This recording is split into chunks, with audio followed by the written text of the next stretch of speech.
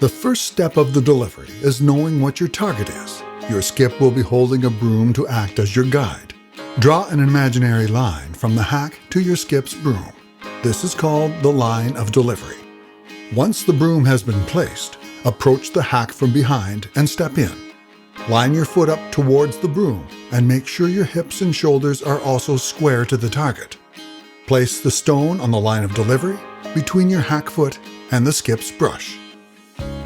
Squat down into the hack, keeping in mind that everything remains square and level towards the target. The easiest way to do this is by placing your slider foot slightly in front of your hack foot. That way, you can lower into position without being off balance. Also, make sure there is some space between your feet, so the slider foot can move backwards and forward without tripping over the hack. Your shoulders should be square, and you should hold your sliding device, usually a brush, in your non-throwing hand so that your arms are relatively even in front of you. When you're ready to deliver, start by raising your hips. Your head shouldn't move and your eyes should be on your target. Pull the stone straight back to your hack foot, always on the line of delivery, and bring your body and your slider foot straight back far enough that you transfer some weight to it. Pause briefly. When pushing forward, timing is everything. Start by pushing forward with the stone, straight at the target. Once the stone is out front, start stepping in with your slider foot onto the line of delivery.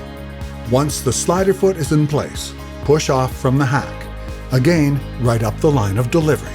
Getting your slider foot underneath the body is usually the hardest part for new curlers. It becomes easier if you think about stepping towards your target with your slider foot instead of concentrating on the stone or something else. Tell yourself, stone first, now step at the broom. As you extend into your slide, the stone should be out in front of you. You shouldn't have any weight on it. Your weight should be on your slider foot underneath your belly. If you can open your leg and slide with the inside of your foot leading, you will be able to get lower and slide on a wider base, both of which will improve your balance. Finally, your shoulders should still be square. Your sliding device should be in front of you even with the stone, and your trailing leg should drag straight behind you.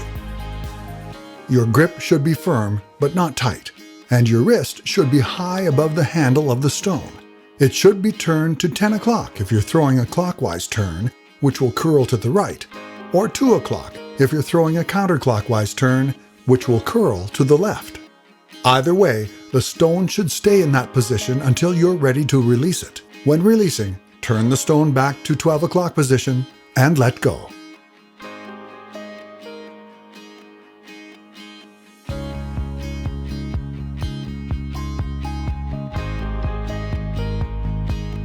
When sweeping, it's important to focus on two things: speed and pressure. While there are different techniques, the main points remain the same. Face the direction you're traveling. Constantly look up to see where you're going and communicate with the person in the house. Try to get your body weight on the brush and take quick, short strokes. Remember, the running surface of the stone is only 6 inches wide. Any strokes wider than that will be a waste of energy. For people who can't bend down into a traditional delivery position because of a bad back, hurting knees, or other flexibility issues, stick curling is a great alternative. It's similar to regular curling in every way, except the stone is delivered using a throwing device from an upright walking position. Like a regular slide, the stone must be released before the near hog line, and the only other rule is that you have to use the same throwing device for every shot. The staples of a stick delivery are the same as a traditional slide. First, you need to start in the correct hack. A right-handed person needs to begin in the left hack. Once you've determined your line of delivery, the stone should be resting on it, attached to your stick, comfortably in front of you, so the other end is somewhere near your belly. To start the delivery, simply walk towards your target, trying to keep your stone on the imaginary line between you and your skip. The handle should be turned off center to either 10 o'clock or 2 o'clock, depending on which way you're throwing.